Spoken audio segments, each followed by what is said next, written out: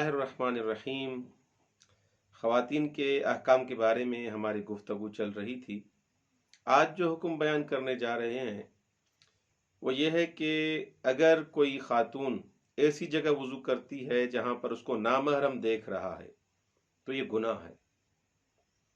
अगर मुनहसर न हो यानी किसी दूसरी जगह अगर वज़ू कर सकती है फिर भी नामहरमों के सामने वज़ू कर रही है तो सीधी सी बात है वो गुनाह हिसाब होगा और ऐसी जगह खातून को वज़ू नहीं करना चाहिए।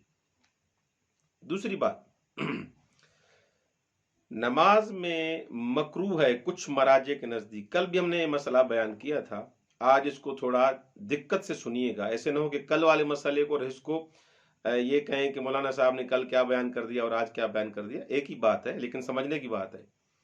देखिए, नमाज में मकरूह है कि खातून मर्द के साथ खड़ी हो, एक ही सफ में, एक ही रदीफ में, एक ही लाइन में, या मर्दों से आगे, मर्द से आगे खड़ी हो रही है नमाज जमात में या एक ही लाइन में।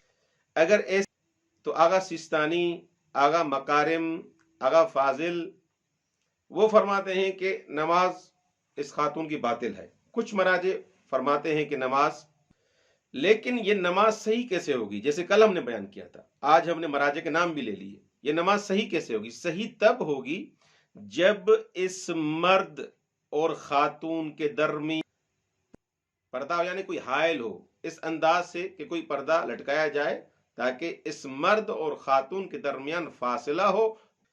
या मसलन सीधी तरह मैं बयान करूं ताकि किसी के लिए मसला ना हो, 5 मीटर का फासला हो। अगर 5 मीटर का फासला बरकरार रहता है इनके दरमियान, खवातीन और मर्दों के दरमियान, नमाज हो जाएगी।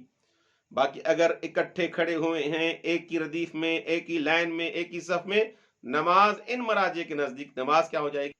तीसरा मसला, नमाज में चाहे महरम देख रहे हैं खातून को, यानी चाहे घर में पढ़ रही है और उसका शोहर है, उसके बेटे हैं, उसका भाई है, उसका बाप है, चाहे महरम है चाहे ना महरम है, खातून को अपने पूरे पर्दे के साथ, चादर के साथ, लिबास कामिल के साथ, वो जो नमाज में वो चादर होनी चाहिए, वो लिबास होना चाहिए, उसके साथ नमाज पढ़नी चाहिए।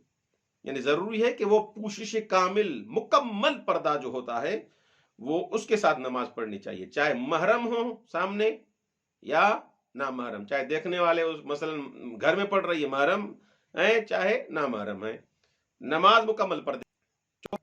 यानी मोजे पहनना, जोराब पहनना तब लाजिम है जब नामहरम हो।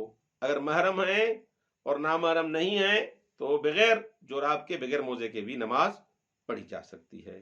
खुदावंद मुताल हमें अहकाम इस्लामी पर अमल करने की तौफीक इनायत फरमाए। अस्सलामु अलैकुम व रहमतुल्लाहि व बरकातहू।